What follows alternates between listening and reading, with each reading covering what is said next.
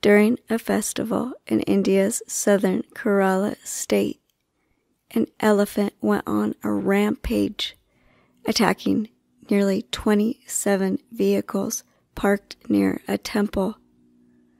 Festivals like these often book hundreds of captive elephants to attract crowds, and accidents are not uncommon.